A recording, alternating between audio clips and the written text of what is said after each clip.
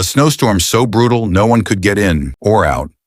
5 old high school friends reunite in a luxurious mansion. By morning, one of them is dead, shot in the chest. The killer? Still inside. The roads are blocked, the phones are down, and they have until dawn to solve the mystery before one of them strikes again. This all began exactly 24 hours ago. Ray was more excited than ever. Tonight was the high school reunion, hosted by none other than Mathew, their billionaire classmate. His best friend Evan, now a top city cop. Ray, meanwhile, was still struggling with part-time jobs. 2 very different lives. Just as they're about to leave, a car races past. Evan chases it down, only to find it's Lisa, their old flame from school. Evan used to date her, and clearly he still isn't over it. Late at night, the 3 arrive at Mathew's palatial home, nestled deep in the snow-covered hills. Evan saw the night as a chance to rekindle old sparks with Lisa. Inside, the champagne flows. Mathew greets them warmly. His wife and kids are away for the weekend, so tonight is all about fun.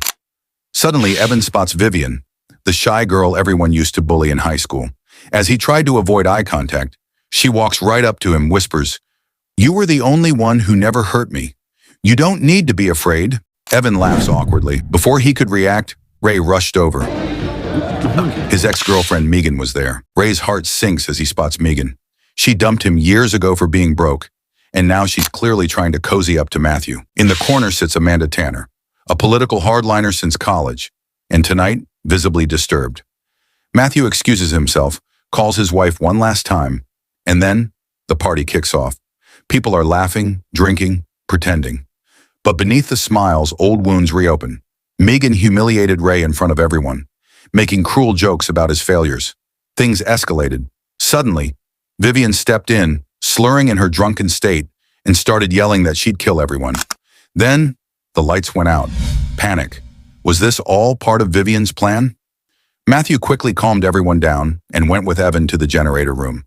Once power was restored, Mathew returned to his room to change into something fun, a teddy bear costume from their school mascot days, to bring back some nostalgia.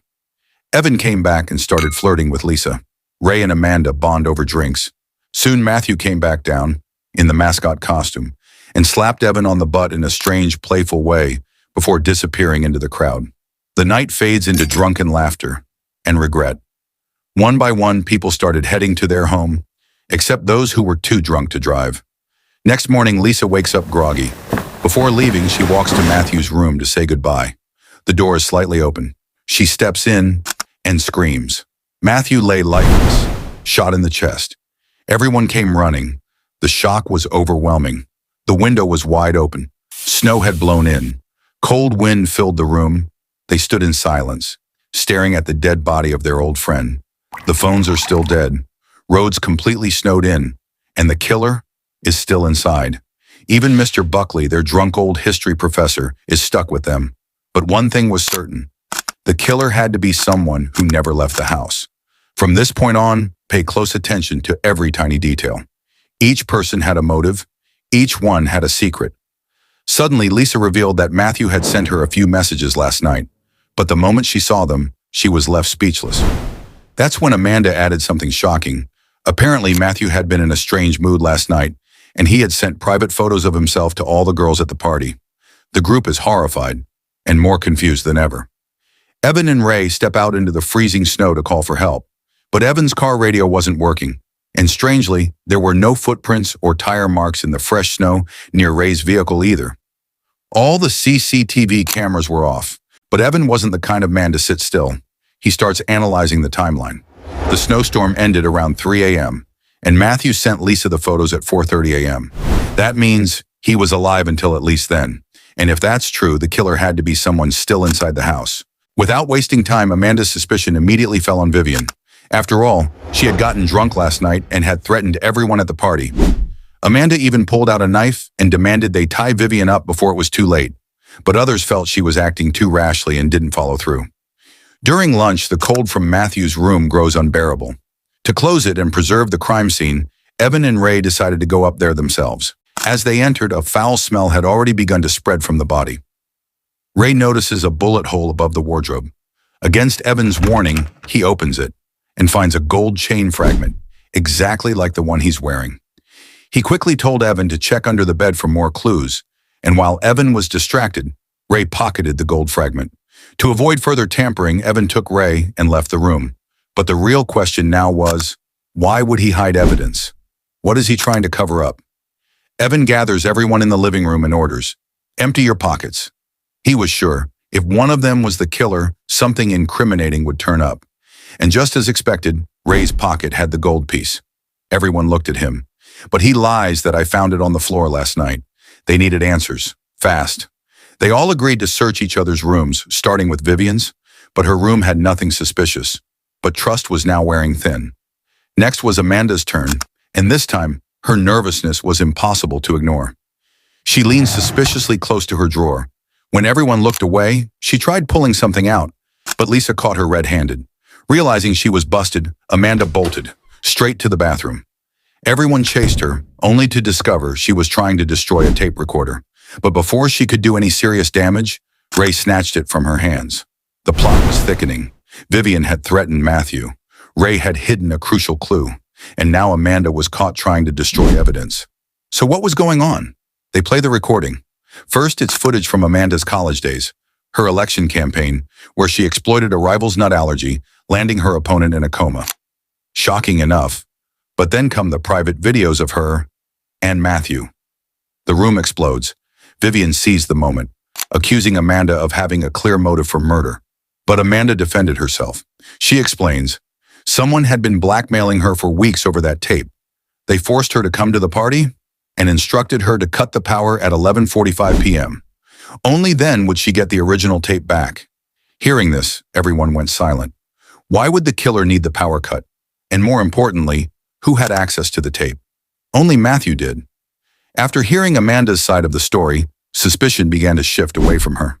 Evan once again tried to contact help through his car radio, but still there was no signal. They were stuck. One more night in that house, with a killer hiding among them. Vivian was terrified now. She grabbed a frying pan and a rolling pin to defend herself.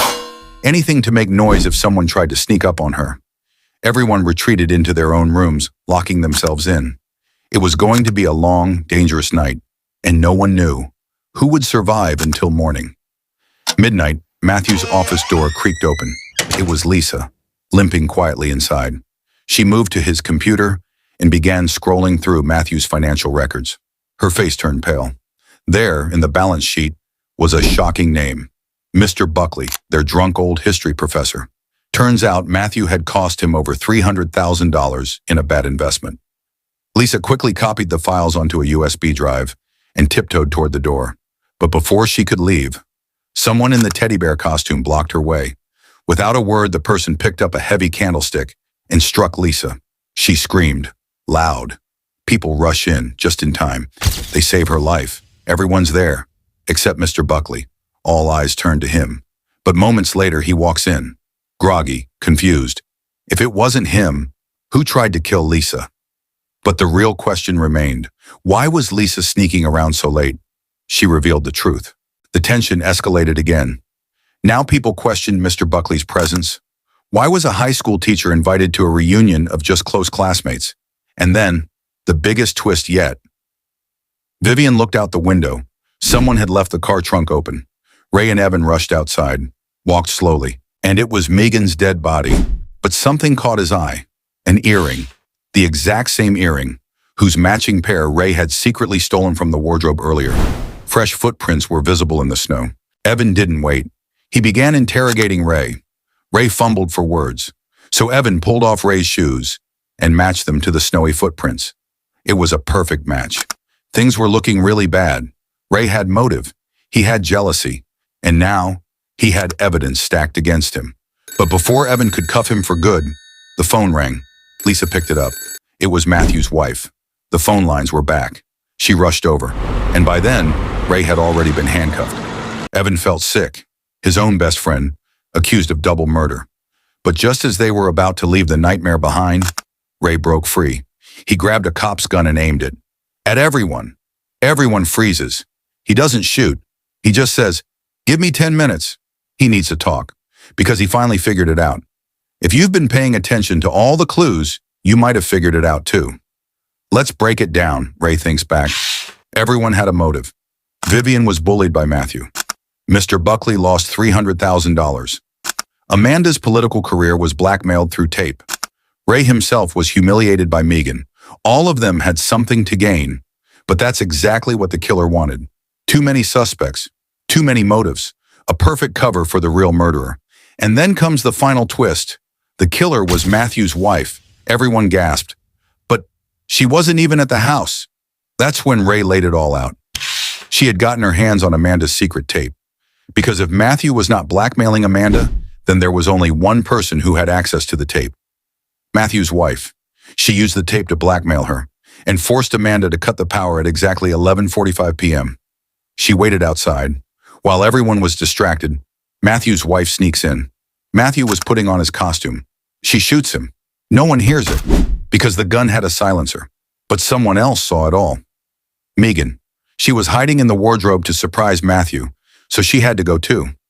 Mathew's wife hides the bodies, opens a window so they freeze. Then she wears Mathew's costume, comes downstairs, dances, laughs, pretends. Everyone believes Mathew was alive all night. Until morning, it was perfect. But then Vivian asked, wait, how did Mathew send those private photos at 4:30 a.m. if he was already dead? Boom. Second twist. Mathew's wife had help, and it was Evan, Ray's best friend. Everyone froze. Ray said, that night, the only person the teddy bear ever spoke to was Evan. Evan, a city cop, had easy access to a silencer. He helped cover up the murder. He moved Megan's body.